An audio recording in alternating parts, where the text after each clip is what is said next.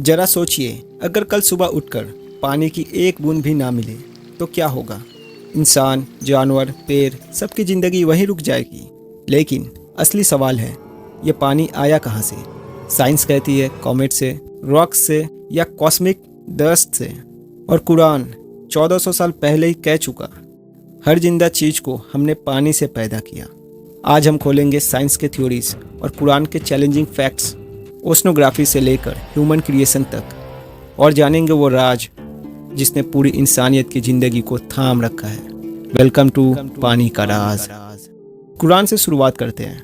कुरान कहता है, और हमने हर जिंदा चीज़ को पानी से पैदा किया। सूरह अल-अंबिया चैप्टर 21 आयत नंबर 30।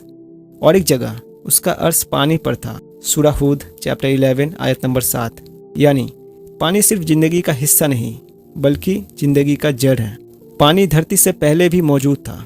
सोचिए कितना गहरा राज है इसमें। साइंस के एंगल से, साइंस कहती थी धरती अरबों साल पहले आग का गोला थी, तो फिर यह पानी कहाँ से आया। वैज्ञानिक 3 थ्योरीज देते हैं। कॉमेट थ्योरी यानी बर्फ वाले उल्का पिंड धरती से टकराया और पानी बना। अर्थ थ्योरी, पानी धरती की रॉक और मिनरल से बाहर निकला। कॉस्मिक डस्ट थ्योरी, अंतरिक्ष की धूल और मॉलिक्यूल से पानी बना। ये 3 थ्योरीज साइंस हमें देती हैं। लेकिन सवाल अब भी वही है, पहला पानी किसने बनाया। साइंस इस राज को अभी भी पूरी तरह नहीं खोल पाई। कुरान और साइंस का कनेक्शन देखिए। साइंस कहता है लाइफ की शुरुआत पानी से हुई।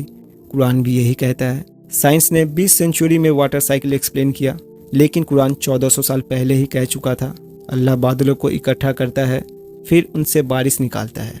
सूरह नूर चैप्टर 24। यानी कुरान सिर्फ स्पिरिचुअल बुक नहीं बल्कि नॉलेज की किताब भी है। वैसे कुरान में पानी का जिक्र 60 बार से भी ज़्यादा किया गया है। मैं बस चंद आयत ही उठाया हूँ जिसमें अल्लाह ने डिटेल्स में पानी के मुतल्लिक और इंसान का क्रिएशन और किस तरह से पानी आया जिसका जिक्र मिलता है। एक आयत है सूरह फुरकान, इसका इशारा समझिए। कुरान डिटेल्स में बताता है 2 तरह का पानी अल्लाह ने बनाया, एक मीठा दूसरा कड़वा। आयत क्या है, और वही है जिसने 2 समुंदर को बहाया, एक मीठा और प्यास बुझाने वाला, दूसरा खड़ा और कड़वा, और उसने दोनों के बीच और एक मजबूत रोक कायम कर दी। इस आयत में अल्लाह क्या समझाना चाहते हैं, इसका माने समझिए।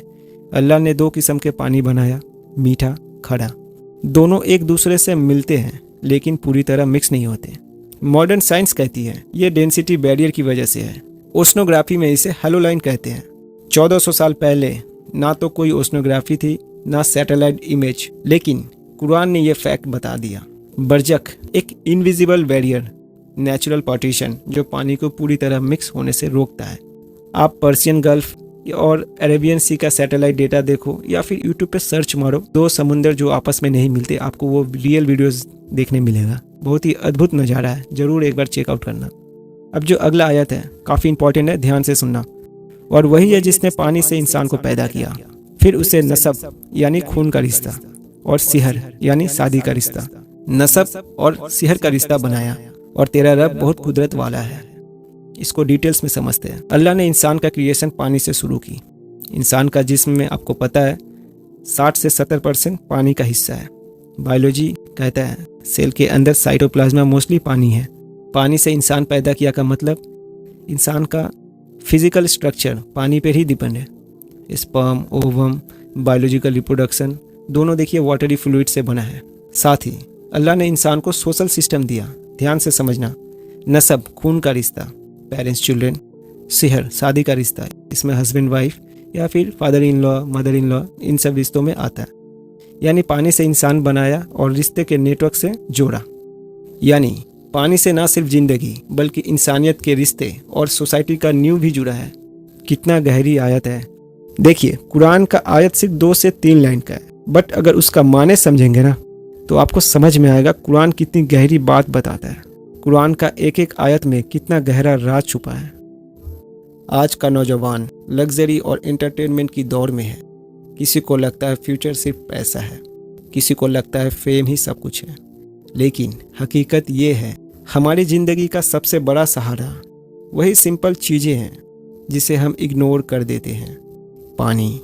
सोचिए अगर एक दिन वाईफाई या मोबाइल का इंटरनेट चला जाए तो लोग बेचैन हो जाते हैं, लेकिन अगर एक दिन पानी बंद हो जाए, ना नहाना, ना खाना पकाना, ना पीना, सब कुछ रुक जाएगा।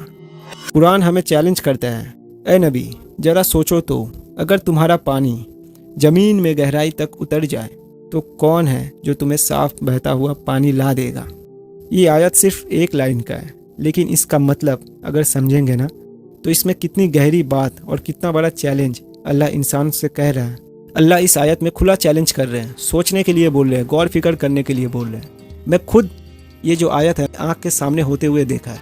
आज के दौर का एग्जाम्पल के साथ समझाऊंगा, ध्यान से सुनना। आपने भी कहीं ना कहीं देखा होगा या फिर फेस किया होगा, ये प्रॉब्लम जरूर देखा होगा। पहले के लोग 20-30 फुट पर ही पानी निकाल लेते थे, लेकिन आज हाल ये है कि 150 फुट पर भी साफ पीने वाला पानी नहीं मिलता।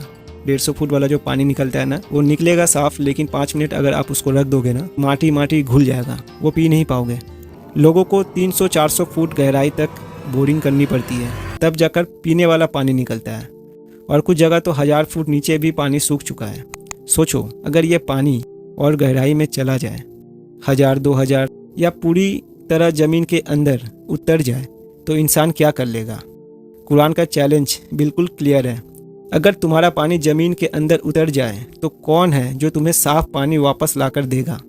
साइंस कितनी भी एडवांस हो जाए, कोई टेक्नोलॉजी धरती की तह से नया फ्रेश पानी बना ही नहीं सकता। समुंदर का जो खारा पानी को मीठा बनाते हैं, वो मशीन काफ़ी महंगे हैं, वो पानी भी काफ़ी महंगे हैं। सबको पानी पहुंचाना नेक्स्ट टू इम्पॉसिबल है। क्लाउड सीडिंग या आर्टिफिशियल रेन, वो भी टेम्पररी है। आखिर में इंसान उसी सिस्टम पर डिपेंड हो जाता है जो अल्लाह ने बताया, बारिश, नदियाँ, ग्राउंड वाटर। तो ज़रा सोचिए, एक लाइन का आयत है कुरान का, लेकिन इसका माने कितना गहरा, आप इससे अंदाज़ा लगा सकते हैं। तो अब सवाल ये है, साइंस थ्योरीज देता है, लेकिन अल्टीमेट जवाब सिर्फ यही है, पानी का असली क्रिएटर अल्लाह ही है। यही है पानी का राज। अल्लाह हमें अपनी नेमतों की कदर करने वाला बनाए, आमीन। आप सुन रहे थे कुरान रेडियो लाइव।